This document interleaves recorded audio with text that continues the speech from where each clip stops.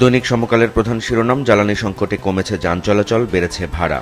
এই খবরে সমকাল বলছে, বাস চলাচল কমেছে 30%, দুর্ভোগ বেড়েছে যাত্রী ও চালকদের এবং পণ্য পরিবহনে ভাড়া 3 গুণ পর্যন্ত বেড়েছে। জ্বালানি সংক্রান্ত আরও 3টি খবর রয়েছে সমকালের প্রথম পাতাতে। একটি শিরোনাম, 25 দিন বন্ধ থাকতে পারে দেশের একমাত্র তেল শোধনাগার। এটি ইস্টার্ন রিফাইনারি লিমিটেড নিয়ে সমকালের প্রতিবেদন। আরেকটি খবরে সমকাল বলছে, জ্বালানি তেলের জন্য এখনও দীর্ঘ লাইন, দুর্ভোগ। পাশাপাশি আরেকটি খবরের শিরোনাম, তেল ও গ্যাসের ঘাটতিতে বাড়ছে লোডশেডিং।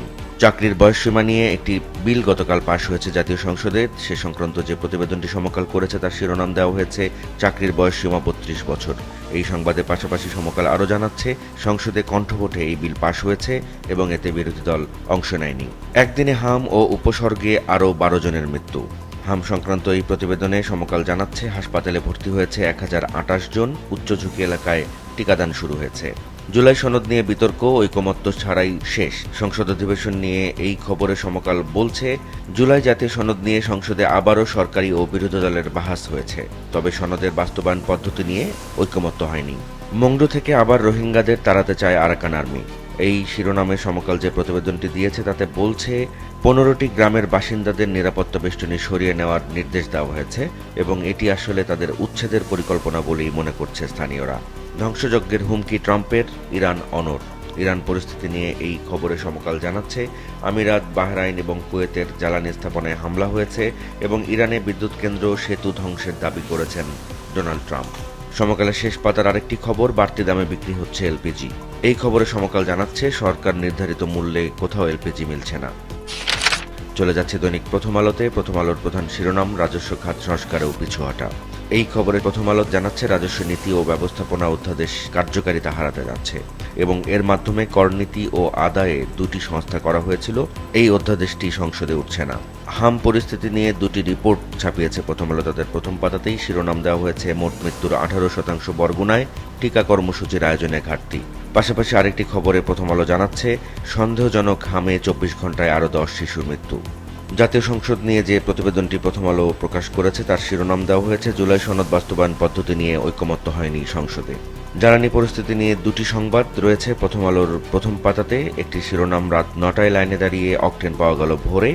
অন্যটি শিরোনাম, সন্ধ্যায় দোকান বন্ধে, বিক্রি কমে গেছে। সবুজ টিলা এখন অনেকটা কঙ্কালসার। সিলেটে শাহ আরেফিন টিলা নামে একটি টিলার খবর এটি। এই খবরে প্রথম আলো জানাচ্ছে যে, কোম্পানিগঞ্জের এই টিলা একসময় সবুজে ঘেরা ছিল, সৌন্দর্যে ভরপুর ছিল, তবে মাটি কেটে পাথর উত্তোলনের কারণে সেই টিলার চিত্র বদলে গেছে। এই খবরের পাশাপাশি একটি ছবিও ছাপানো হয়েছে। যুক্তরাষ্ট্রের মরিয়া অভিযানে ক্রু উদ্ধার, 2 উড়োজাহাজ ধ্বংস। ইরান পরিস্থিতি নিয়ে প্রথম আলোর এই প্রতিবেদন।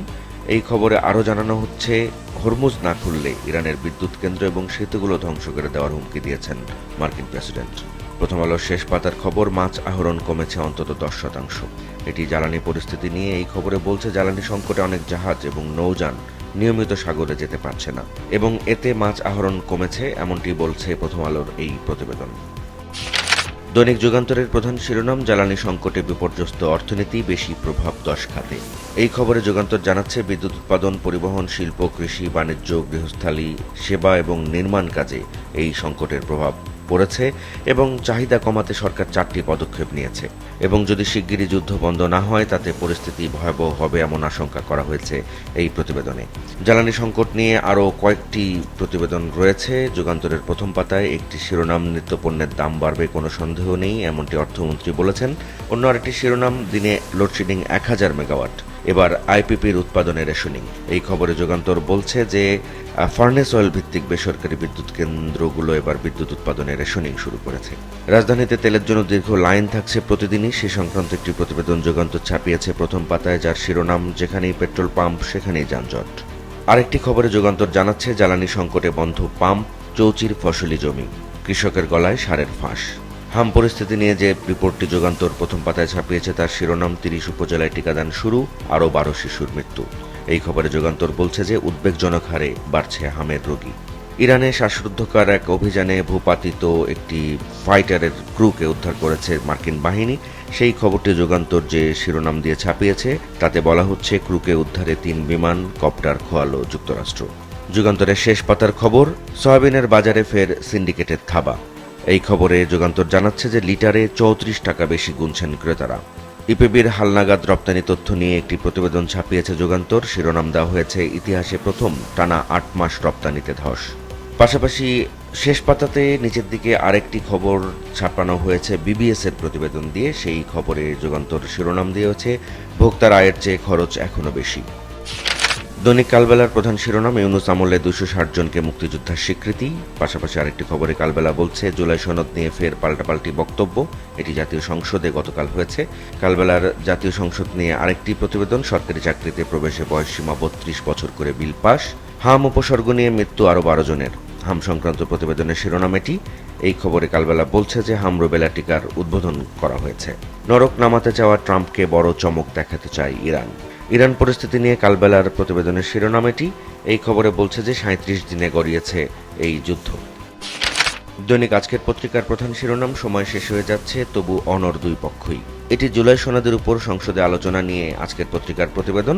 পাশাপাশি জাতীয় সংসদ নিয়ে আরও দুটি প্রতিবেদন ছাপিয়েছে আজকের পত্রিকা। একটি শিরোনাম সরকারি কর্মীদের আন্দোলনের পথ বন্ধে বিল পাস, অন্যটি শিরোনাম চাকরিতে ঢোকার বয়স ৩২ করতে সংসদের সম্মতি। আজকের পত্রিকার অন্যান্য খবরের শিরোনাম জরুরি টিকা কেন্দ্রে অভিভাবকদের উপচে পড়া ভিড়, হাম উপসর্গে ২৪ ঘন্টায় ১২ মৃত্যু, ৪,৫০০ কোটির প্রকল্প সীমান্ত সড়কে। এটি সীমান্তবর্তী সড়ক নিয়ে সরকারের একটি প্রকল্প নিয়ে আজকের পত্রিকার প্রতিবেদন। কেরানীগঞ্জে গ্যাস লাইটার কারখানায় আগুনের ঘটনায় ৬ জনের মৃত্যু ঘটেছে।